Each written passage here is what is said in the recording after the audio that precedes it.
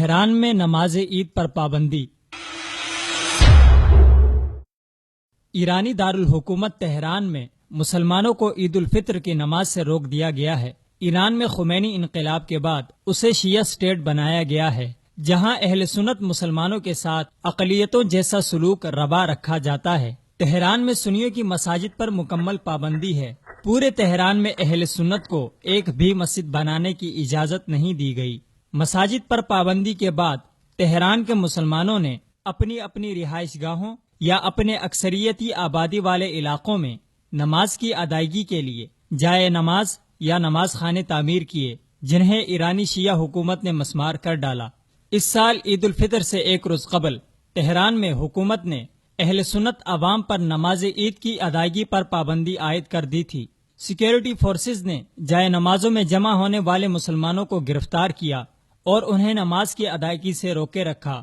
ایرانی security forces نے 4 جون بروز منگل کی شام کو تہران کے علاقے پونک میں واقع ملک میں سنیوں کی واحد جائے نماز پر چھاپا مار کر عید سے پہلے اہل سنت شہریوں کو رمضان کے آخری روز نماز اور عبادت سے روک دیا۔ یاد رہے کہ پونک کی یہ جائے نماز ایک چھوٹی سی عمارت ہے جو ایرانی دارالحکومت تہران میں اہل سنت مسلمانوں کے لیے باجماعت نماز کا واحد مقام شمار کی جاتی ہے۔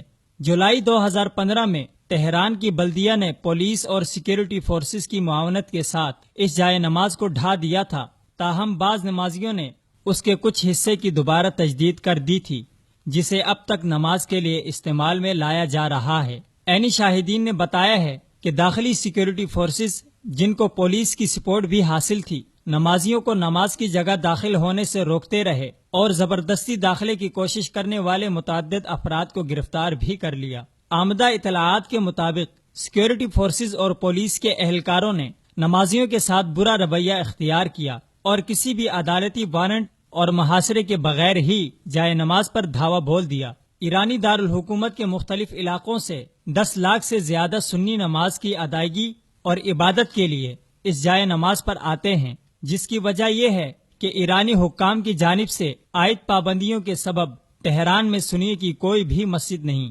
مگر ایران کی ظالم و جابر حکومت نے پورے تہران میں مسلمانوں کی واحد اس جائے نماز پر بھی عید کی نماز پر پابندی عائد کر کے مسلمانوں کو اس عظیم فریضے سے روکے رکھا۔ ایران کے اس ظالمانہ اقدام کو عالمی میڈیا پر بھی ہائی لائٹ کیا گیا ہے۔ برٹش اخبار دی گارڈین سمیت کئی ابلاغی ذرائع نے یہ خبر شائع کی۔ تہران میں اہل سنت کی مساجد پر پابندی اور اب نمازوں پر پابندی یہ ثابت کرتی ہے کہ ایران کا انقلاب خالص شیعی اور تخریبی انقلاب ہے، جس میں انصاف کے پیمانے جدا ہیں، طبقاتی نظام نافذ ہے اور ایرانی حکومت پر قابض ملاؤں کی منچاہی وہاں کا قانون ہے۔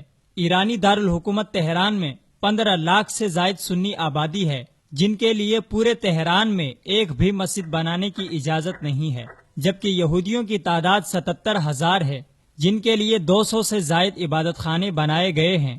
تہران میں یہودی، عیسائی، مجوسی اور پارسیوں کی مجموعی تعداد سے بھی زیادہ اہل سنت کی آبادی ہے، مگر ایران نے مسلمانوں کے حقوق سلب کر کے اپنی اصلیت دنیا کے سامنے آشکارا کی ہے اور اپنے منافقانہ کردار سے ثابت کیا ہے کہ خمینی کا لا شیعہ ولا سنیہ اور اتحاد بین المسلمین کا نعرہ محض فریب، دھوکہ اور جھوٹ پر مبنی تھا، جسے سیاسی مقاصد کے لیے استعمال کیا گیا۔